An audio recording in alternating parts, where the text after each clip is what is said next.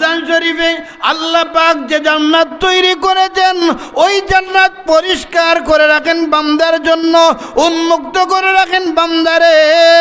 এই রমজানে আমি আল্লাহ তোমাকে অফার দিলাম, সুযোগ দিলাম, তুমি যত বড় কট্টর গুনাহগার হও না কেন, 11 মাস গুনাহ করেছ, কিন্তু আমি আল্লাহ সুযোগ দিলাম এই গুনার উপর অনুতপ্ত হইয়া এই রমজান যদি পরিপূর্ণ রমজানের হক আদায় করে রোজাগুলা রাখতে পারো, ও বান্দা ও বান্দি, আমি আল্লাহ তোমাকে তাকওয়াবান বানাইয়া দিব।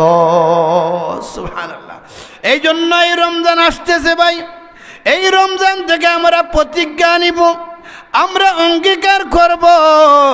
আল্লাহ পাক যেহেতু বলেছেন এই রমজানের মূল মাকসদ হলো বান্দা তাকওয়াওয়ালা হবে, বান্দা আল্লাহওয়ালা হবে, বান্দা পরহেজগার হবে, বান্দা দিনদার হবে, বান্দা নেককার হবে, বান্দার অন্তরে আল্লাহর ভয় ঢুকবে, এই জন্য এই মাস মেহনত করবে।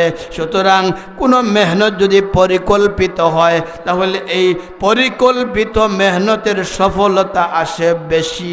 এই জন্য সামনে রমজান আসছে, আপনি আমি পরিকল্পনা গ্রহণ করতে হবে কিভাবে আমল করলে আল্লাহ পাকের রেজামন্দি লাভ করা যায়।